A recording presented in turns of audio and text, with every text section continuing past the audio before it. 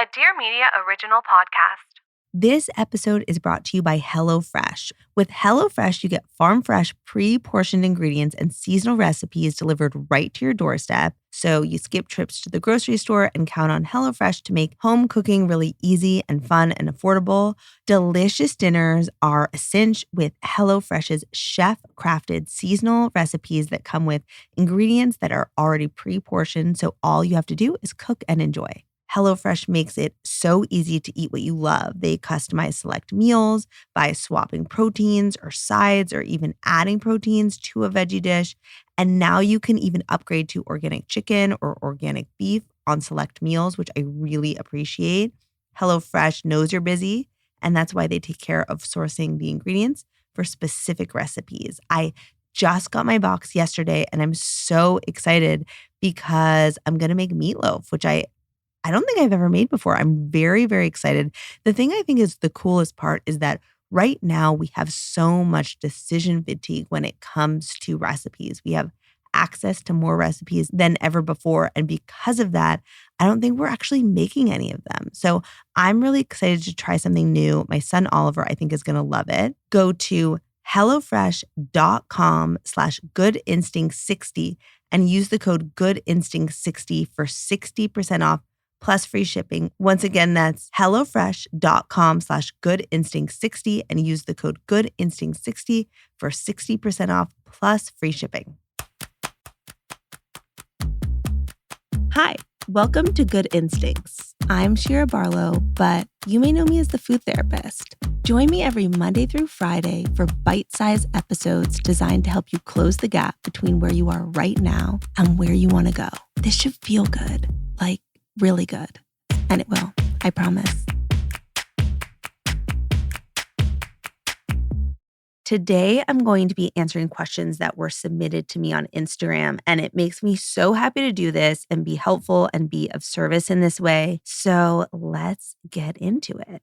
The first question is from Annie. She said, what's your take on snacking versus having 3 square meals? First of all, hi, and thank you. I think this question in and of itself is so important because my guess is that a lot of people wonder this. On a really basic level, it comes down to you as a person. My guess is that it varies a little bit day by day, but I know from experience talking to people about food for so long that there are different types of people. There are people that are big snackers and really can't go even 3 hours without eating. And there are other people that just do really well with 3 square meals. I think one of the things about the snacking of it all is that I do find that, especially, and this happened a lot when everyone was working from home, that there is this kind of element of like, am I hungry? Am I bored? Am I stressed? Am I tired? Am I avoiding something? So I think there's a big difference between like someone who has little tiny meals throughout the day versus someone that's just like grazing at home because it's there. So that's the first thing. But I do think that this is actually a bigger conversation because I think that there are things that we can read online. For instance, if there was research that came out tomorrow that showed that having 3 square meals was better for insulin than grazing throughout the day, what would happen next is there would be a billion headlines. Everyone would be saying, this is what we have to do. And there would be all this conversation around this new research. And the thing about it that we have to keep in mind is that a lot of times we're looking outward for research and people we look up to tell us what to do in this way. But I really do think that the best possible thing we can do in terms of this type of stuff is to look inward and figure out what actually works really well for us.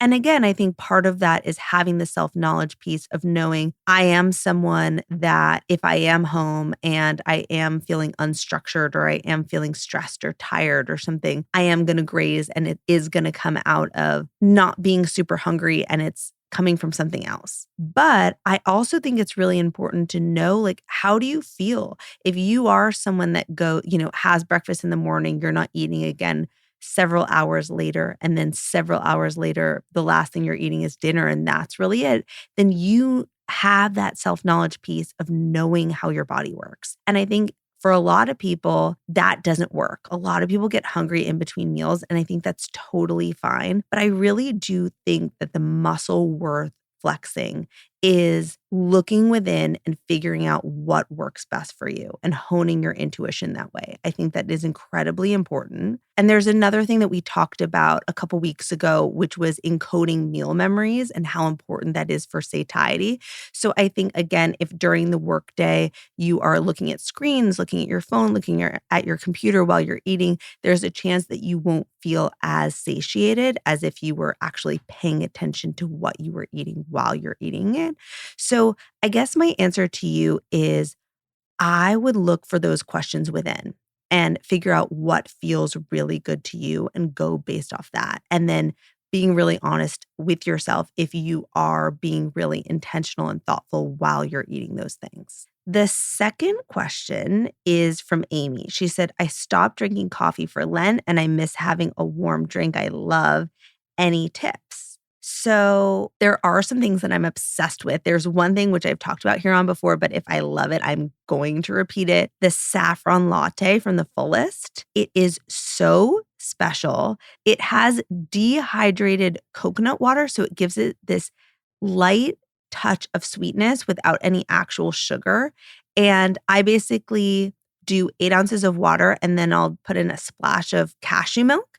And it is so delicious. And it gives me that kind of like warm, cozy, roasted in a way feeling that I think is literally on par with coffee. It's not going to give you an energy boost, but some may say that it could give you a mood boost. There's a lot of research on saffron and mood, which I think is really cool. The thing with the matcha, and matcha gets a bad rap because it can be bitter, but I think the big issue with matcha is like, if you're going to do it, I actually recommend instead of doing it with water, I would just take a cup of unsweetened nut milk and then it's going to get creamy and delicious. I would add a couple drops of stevia. Everyone's different. I also add sometimes a couple drops of stevia to the saffron latte. And then the other thing, which I'm a big fan of, and people may be surprised by this, but like a hot chocolate situation with like a cup of unsweetened nut milk and a tablespoon of cacao powder, maybe a pinch of salt. I would add like maybe 3 or 4 drops of stevia to that, but you could also do maple syrup if you're not a stevia fan. Another thing I might do if I was feeling really fancy is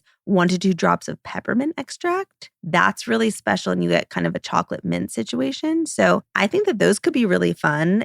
The last question is from Jen. She said, I listened to your episode on kids supplements. Very helpful, but my kids won't touch a vegetable. Any tips? Yes. So, first of all, I hear you. I think the first thing is that it is important, I believe, to have kids be able to tolerate having the thing that they don't want on their plate. So obviously we're not into force feeding here and we're not going to like shove vegetables down our kids' faces. But I will say that I do think that it is an important thing to get used to tolerating having the vegetable on your plate. So a lot of times kids will be like, I don't want this, like get this off my plate. Da, da. But I actually think that it is an important thing to learn how to be like, you don't have to eat it, but like, let's tolerate having it next to the food that you are eating it, because I think that that is going to get them on the road to eating it eventually. So that's the first thing. And then the second thing is that I am so not above hiding vegetables in kids' food. I'm just not. I'm a big fan of adding sauteed cauliflower rice to like mac and cheese and quesadillas. Smoothies are also really great if you are doing a smoothie with cauliflower rice frozen. It basically goes completely undetected flavor-wise, and it just adds a little bit of bulk and fiber. You can obviously add spinach to that, but sometimes the kids like don't want it to be green, so it really goes by your kid. But frozen cauliflower rice, you can get it in most frozen sections in the grocery store, is really, really helpful for that. There are also a ton of really fun baked goods with secret veggies in there. There is a blog called The Natural Nurturer, and she has an oatmeal green smoothie muffin that is amazing, and I have tried before. I'm going to link everything in the episode description, but basically they are green, so you could potentially, if your kid was down for it, rebrand them as like a Hulk muffin or a Ninja Turtle muffin or maybe like an Emerald Gem muffin if that would spark some interest. And then another thing that you could do is cook carrots, whether you're steaming them or roasting them. And those can be really easily blended to tomato sauce. So whether that's for pasta or pizza, that can be really helpful. And again, goes undetected and the kids don't really know. So you got to do what you got to do. That's how I feel about it. I think that it is helpful to have the kids learn how to tolerate having the vegetables on their plate. And then I am just so not above hiding them in their food. So I hope that that is helpful. And I really do hear you. And I really do understand the struggle. It is hard out there and you got this. That's it for today. Always drop me a question on Instagram. I'll save it for next time. I love hearing from you. Tomorrow, I'm going to be doing a shit I'm loving episode and I cover a few things that I'm obsessed with. One is a steaming hack I figured out in the Instant Pot. There's a new salad dressing and a plant-based protein that I'm actually very into. I will see you there. Thank you so much for listening to Good Instincts, hosted and written by me, Shira Barlow.